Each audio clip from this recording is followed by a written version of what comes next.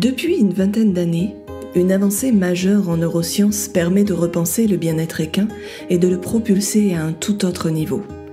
Deux expertes en comportement équin, en reconsolidation de la mémoire chez l'animal, mais aussi formatrices en réécriture de la mémoire équine, nous offrent des perspectives captivantes et précieuses sur le sujet.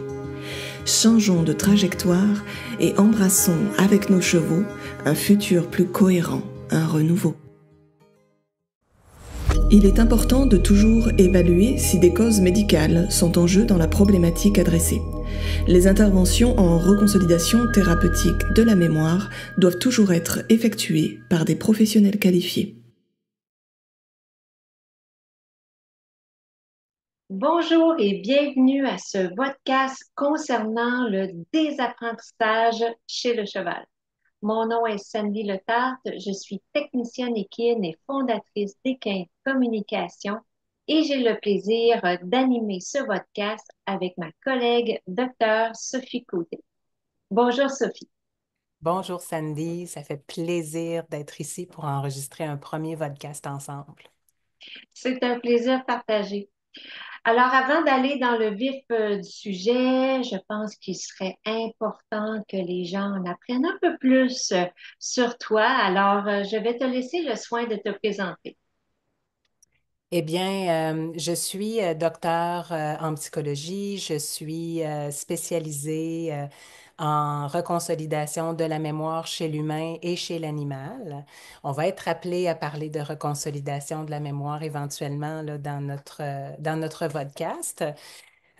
J'ai coécrit deux ouvrages sur la reconsolidation de la mémoire appliquée dans un contexte thérapeutique, publiés chez Duno en 2022 et en 2023. J'ai fait mes études à l'Université Laval et à l'Université d'Ottawa.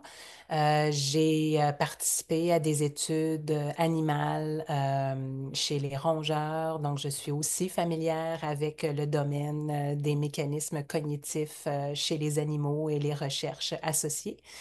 J'enseigne sur la reconsolidation de la mémoire depuis une dizaine d'années. J'ai enseigné en Afrique du Nord, en Europe, en Amérique du Nord également.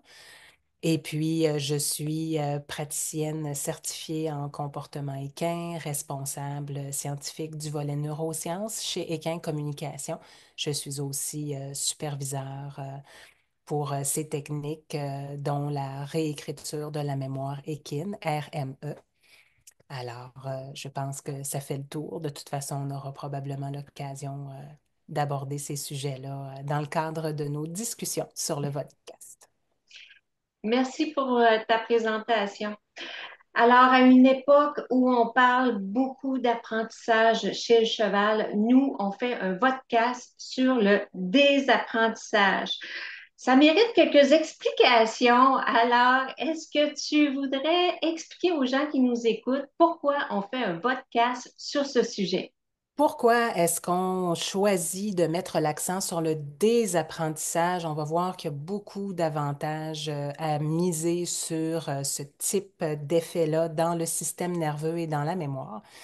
C'est une avancée majeure pour le bien-être équin et le bien-être animal en général. Pourquoi? Bien parce que quand on apprend des nouveaux comportements, à l'animal, et c'est vrai chez l'humain aussi, ça n'efface pas pour autant les comportements indésirables. C'est qu'on va créer une compétition entre les apprentissages qui déclenchent les états psychologiques et les comportements problématiques et ce qu'on a appris en plus de ça pour essayer de contrôler ou pour essayer de minimiser ou de contourner ces états-là ou ces comportements-là au lieu de les réécrire ou de les effacer.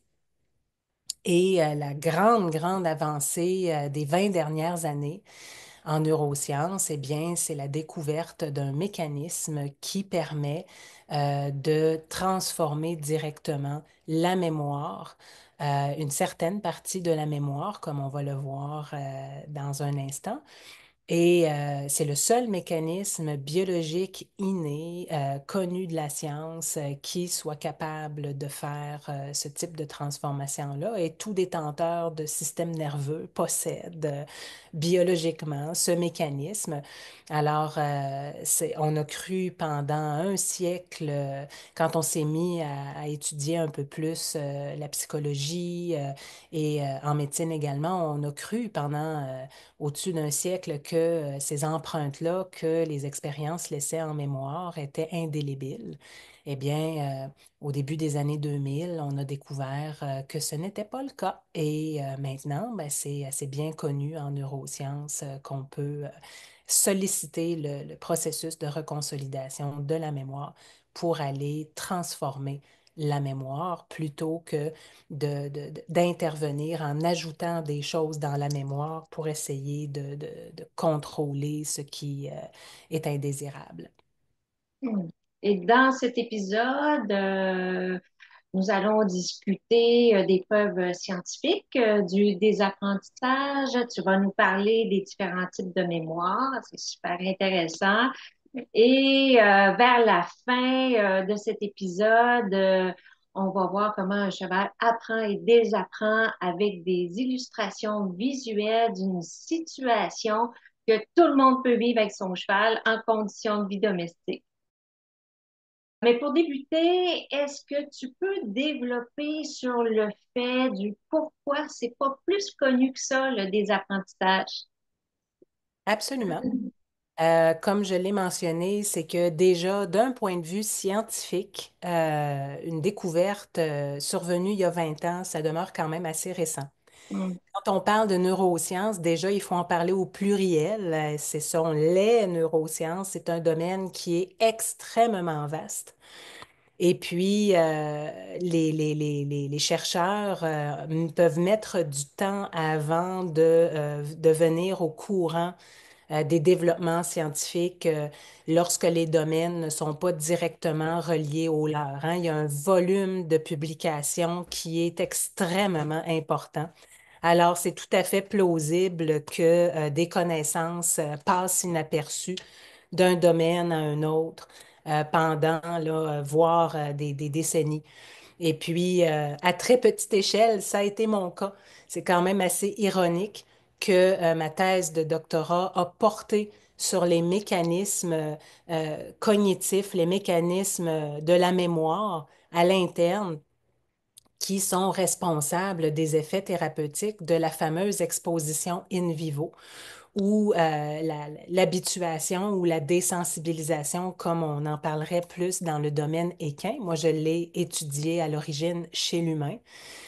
Et la première grosse étude qui est sortie sur la reconsolidation de la mémoire, c'était en 2004, avec entre autres Karim Nader et puis Joseph Ledoux. Karim Nader, c'est un chercheur à McGill en ce moment, donc c'est quand même assez excitant de savoir que un Québécois a participé à cette grande percée dans le domaine des neurosciences. On peut être quand même fier que ça vienne Mhm. de chez nous.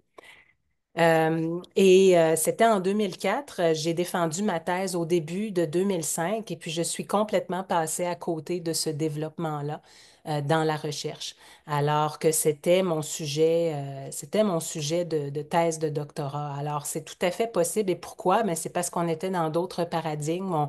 On cherchait la littérature qui correspondait à ce paradigme-là de changement. Et puis, c'est passé inaperçu. C'est quelques 10 années plus tard que je suis tombée sur les applications thérapeutiques parce que j'ai continué à m'intéresser à l'impact de l'intervention thérapeutique sur le cerveau lui-même, sur le système nerveux. Ça m'a jamais quitté. Et puis, c'est comme ça que je suis atterrie sur cette section-là des neurosciences et que là, la lumière fut. Et puis, je suis là depuis. Alors, c'est une des raisons pour laquelle ça n'est pas plus connu. Les études animales aussi se sont centrées sur comment ça fonctionne d'un point de vue vraiment fondamental et non automatiquement sur les applications sur le terrain. Alors, pour les domaines qui sont beaucoup plus dans les applications cliniques, eh bien, l'osmose ne s'est pas encore faite ou ne s'est pas toujours faite. Des fois, on le sait très bien dans le domaine scientifique, il y a deux personnes qui se croisent dans un congrès et puis tout d'un coup, les connaissances peuvent se transmettre. Des fois, c'est aussi bête que ça. C'est une question de coup de chance qui fait qu'on allume sur un domaine qu'on n'avait pas, dont on n'avait pas conscience encore. L'éthologie, et ça peut-être que tu voudras commenter là-dessus, mais elle ne s'est pas encore intéressée à la plasticité de la mémoire ou à l'effet des interventions sur la mémoire et sur la biologie en tant que telle. Alors, si le domaine ne se tourne pas volontairement vers un champ de la recherche scientifique, eh bien, c'est parfaitement normal que les connaissances ne s'acheminent pas, euh, ne s'acheminent pas aussi bien et qu'un domaine puisse rester dans le noir par rapport à un développement scientifique. Oui, tout à fait. Et c'est l'objectif de ces podcasts-là, c'est de transmettre là, des connaissances en neurosciences qu'on va pouvoir appliquer avec nos chevaux domestiqués là, pour leur bien-être. Alors, c'est super intéressant. Et ben voilà, les neurosciences, comme tu l'as dit, c'est un domaine qui est très vaste. C'est un mot aussi qui commence à être utilisé dans le monde des chevaux, au même titre que le terme éthologie l'a été aussi. Donc, il faut faire attention, hein. Je ne sais pas si tu veux développer un petit peu là-dessus. Oui, on a des termes à la mode, on a des modes, on a des tendances et puis des Mm. termes se mettent à circuler. Neuro, c'est depuis quelques années, là, c'est très, très à la mode, c'est très tendance, ça fait très moderne, ça fait très innovant. Mais encore faut-il posséder les connaissances, encore faut-il posséder la capacité d'expliquer exactement de quel mécanisme on parle, quelles sont les preuves scientifiques derrière ces mécanismes-là, pourquoi ces données-là sont probantes.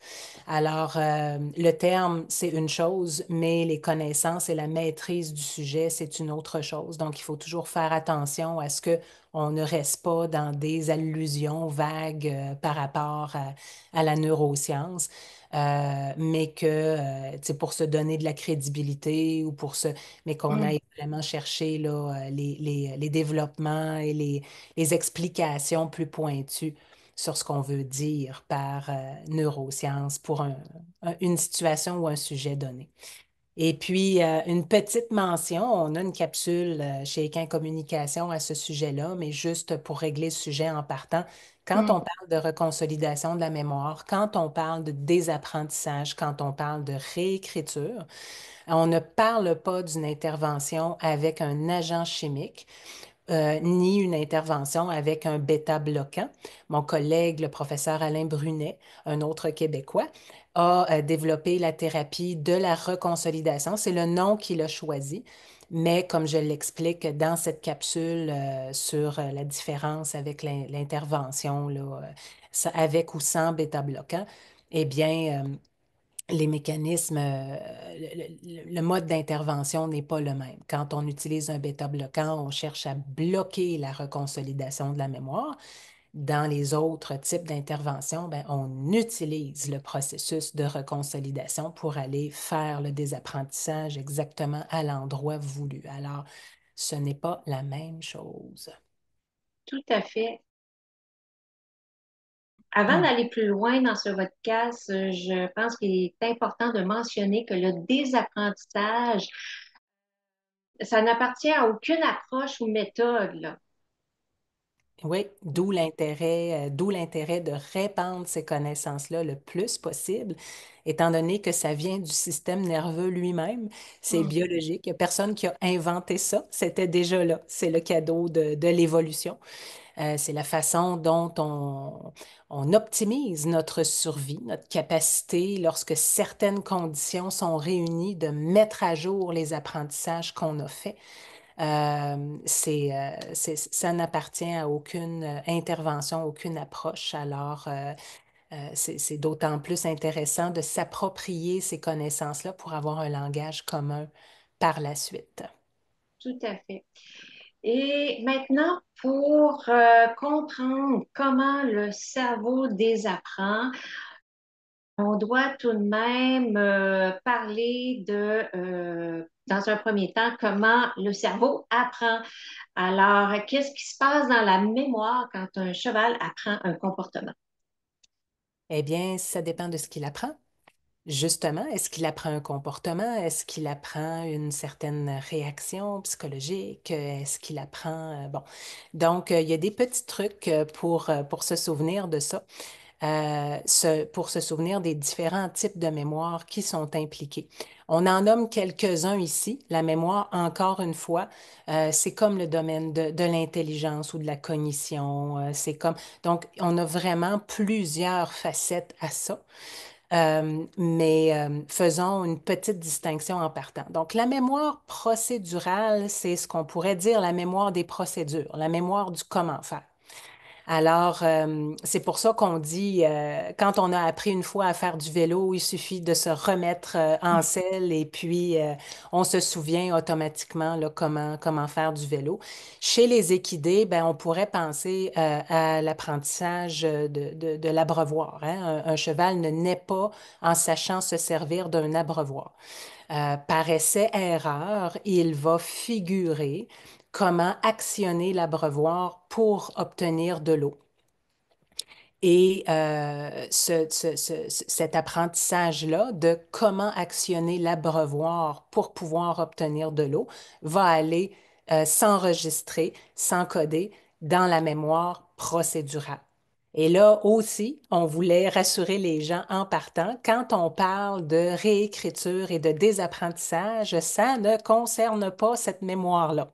Alors, par exemple, mes patients humains se souviennent de comment conduire leur voiture, plier leurs vêtements et actionner leur machine à espresso, même avec l'intervention sur leur mémoire émotionnelle. Donc, ils ne perdent pas ces apprentissages-là et c'est la même chose pour les équidés. C'est un type de mémoire qui est distinct. Par contre, quand on regarde notre fameuse mémoire sémantique, notre mémoire sémantique, elle concerne en partie nos prédictions. Chez l'humain, on parle aussi de mémoire sémantique quand on parle de la tour Eiffel se trouve à Paris. C'est une connaissance que l'on a. On peut y accéder directement en se posant des questions. Mais cette mémoire-là, elle est explicite. On y a accès directement. Mais il y a une section de la mémoire sémantique qui opère en dehors du champ de l'attention et qui concerne toutes les prédictions automatiques que l'on a apprises par notre interaction avec l'environnement depuis notre naissance et qui nous permet d'anticiper notre environnement, de comprendre les règles de comment est-ce que notre environnement fonctionne. Et là, on voit aussi à quel point ça contribue à la survie, de Mhm. pouvoir anticiper non seulement ce qui a le plus de chances de se produire, mais déjà de déclencher un mouvement vers la meilleure adaptation qui va avec ça, selon les expériences qu'on a vécues. Alors, notre fameux abreuvoir, eh bien, par apprentissage statistique, c'est-à-dire que le plus souvent, qu'est-ce qui se passe? Ben, je vais apprendre que ce qui sort de cet abreuvoir-là, c'est de l'eau. OK? Même si, en tant qu'équidé, je n'ai pas de langage, il y a quand même un engramme qui va se former et qui va anticiper que lorsque je respecte cette procédure-là pour actionner le mécanisme, eh bien, il y a de l'eau qui va arriver et non du jus de pomme et non ainsi de suite. Mhm.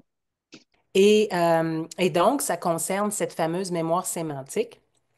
Euh, on parle aussi là, de mémoire sémantique quand, par exemple, un équidé voit un humain approcher au pâturage avec un licol ou un licou et s'approche de lui. Ben, par apprentissage statistique, l'équidé va apprendre que l'arrivée de l'humain avec l'équipement annonce qu'il sera mis en laisse ou mis sur longe et puis qu'il va être emmené dans un autre endroit et ainsi de suite. Est-ce que ça va pour ça, Sandy? Oui, c'est parfait. Parfait. Et ça nous permet déjà de mentionner, et c'est très cher à mon cœur, que on voit bien ici que même s'il y a des apprentissages par association, on ne peut pas dire que tous les apprentissages sont faits par conditionnement. On a tendance beaucoup à faire l'erreur d'équivaloir ces deux termes-là, alors qu'en termes de mécanismes impliqués dans le cerveau, ce n'est pas la même chose. Ce n'est pas systématiquement la même chose. Alors, tout apprentissage n'est pas du conditionnement. C'est Un bien de le dire. apprentissage par conditionnement, ça implique des mécanismes beaucoup plus simples que, par exemple, par essai-erreur, de figurer comment actionner un abreuvoir.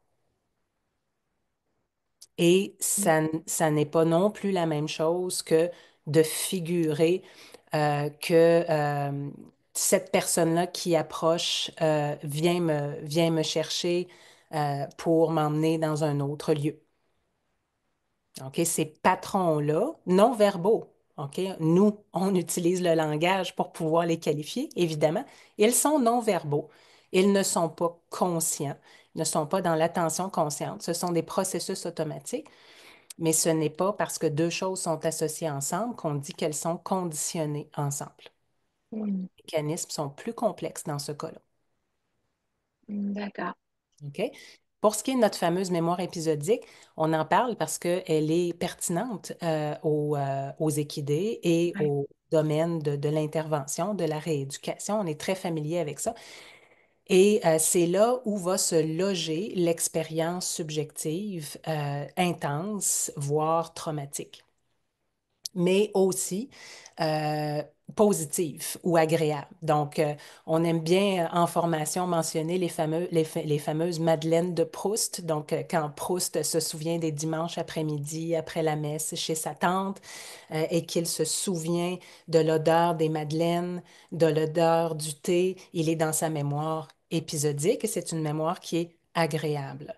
Mais quand on parle d'un apprentissage traumatique qui souvent a besoin seulement d'une expérience pour aller encoder quelque chose de très fort, très tenace par la suite en mémoire, eh bien, c'est vraiment ce qui a été vécu, ce qui a été encaissé subjectivement au moment du trauma ou tout de suite après.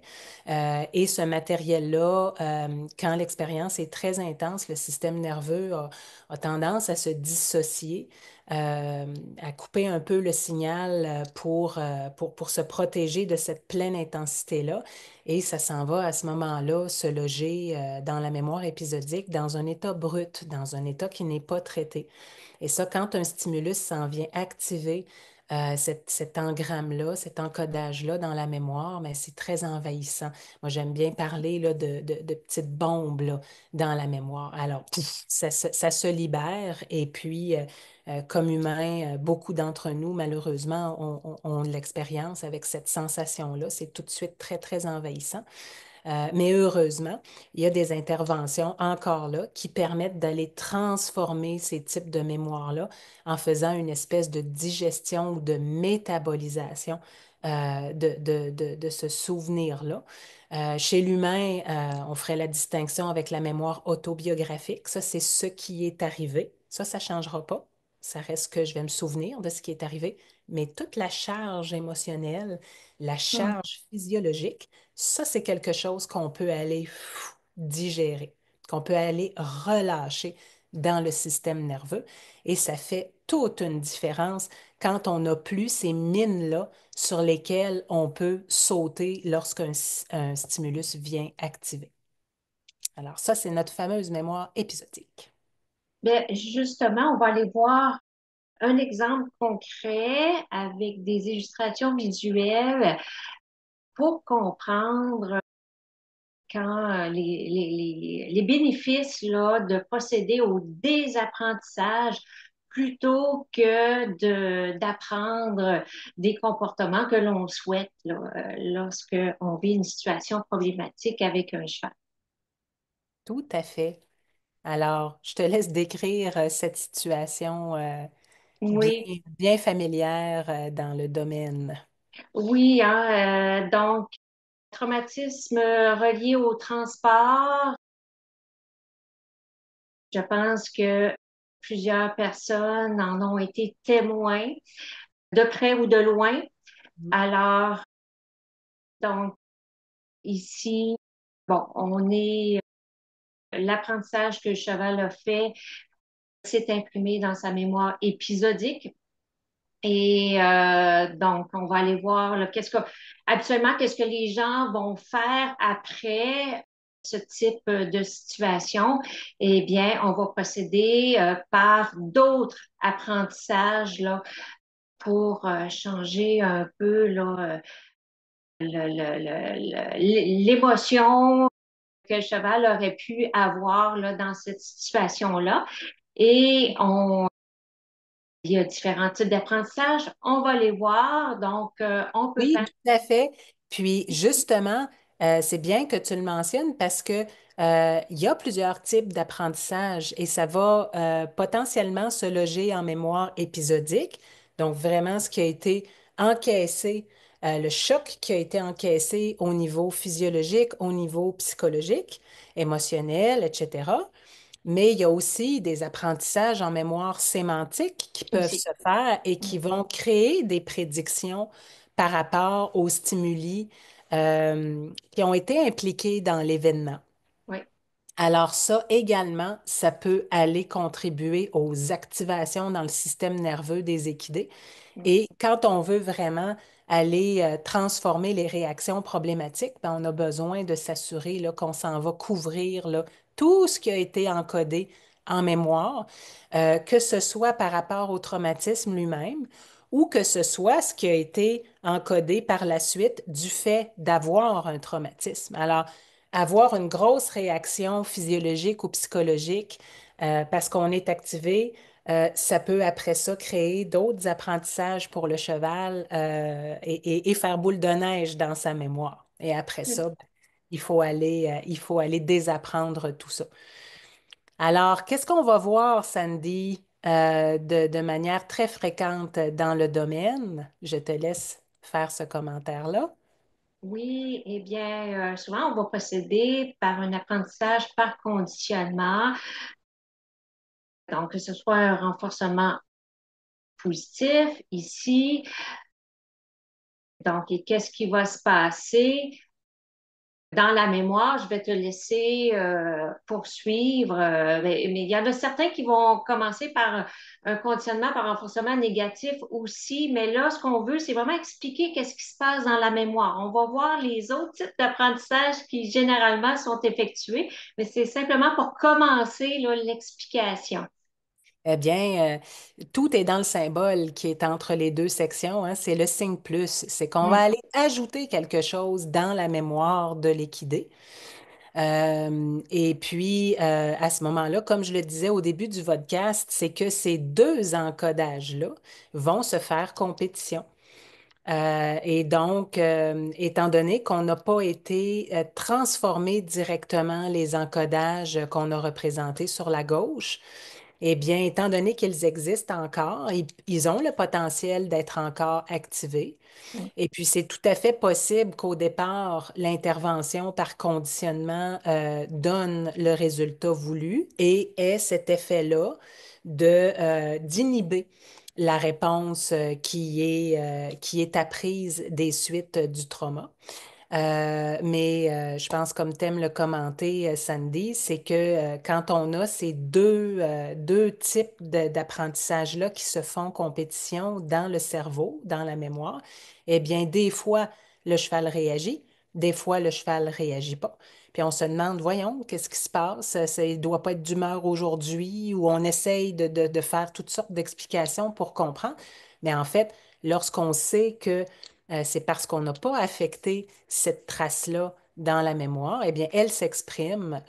Des fois, elle prend le dessus, tout simplement, Mm. sur l'autre encodage.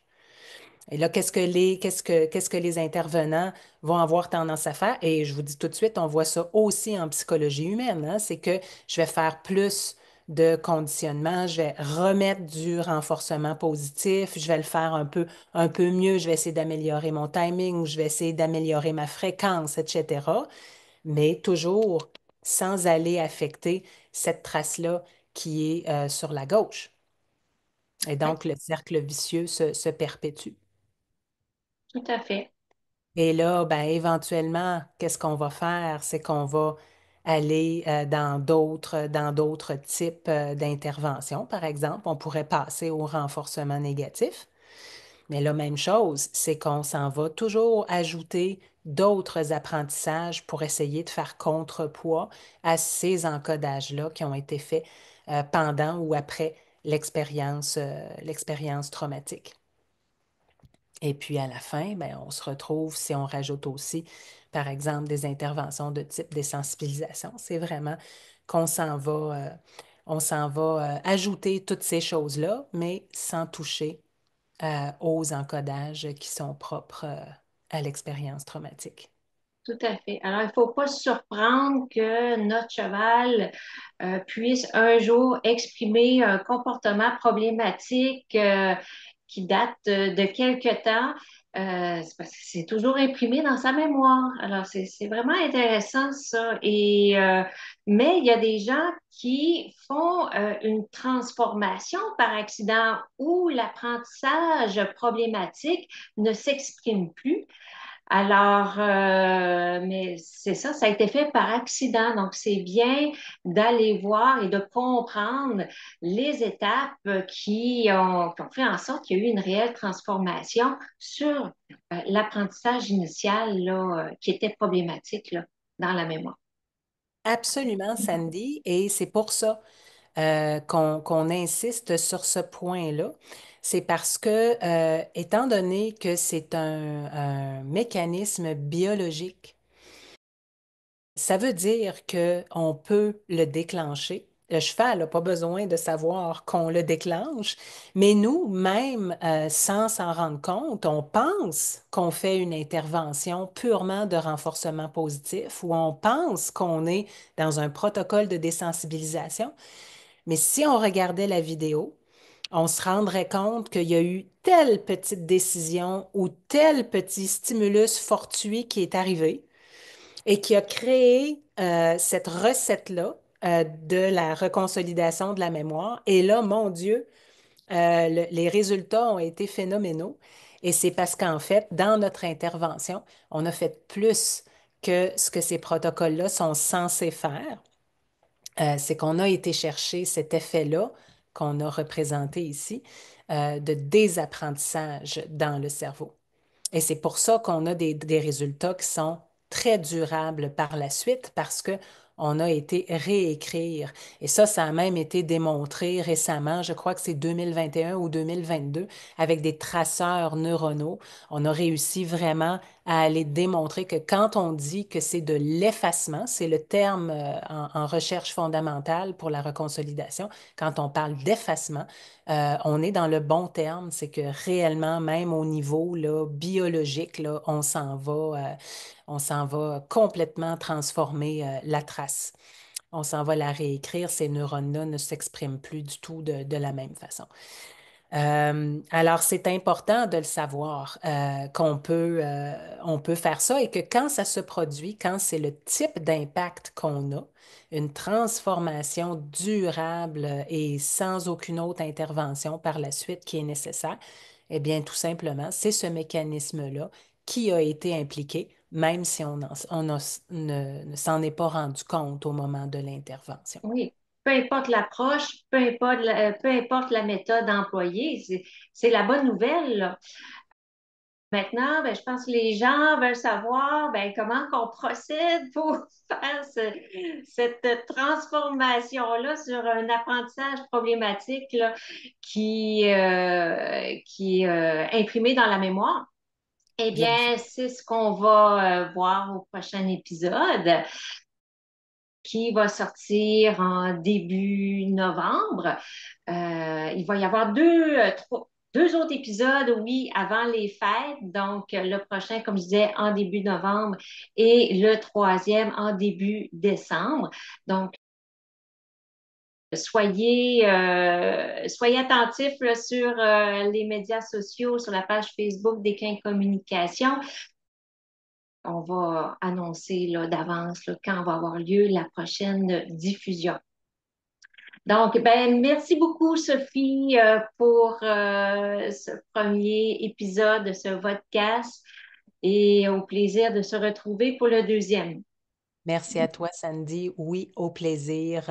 N'hésitez pas à nous poser vos questions. Oui, Ça va nous faire plaisir, plaisir d'y répondre. tout à fait. Et vous allez avoir aussi des références dans le descriptif là, de ce podcast. Tout à fait. Merci tout le monde. À la prochaine. À la prochaine.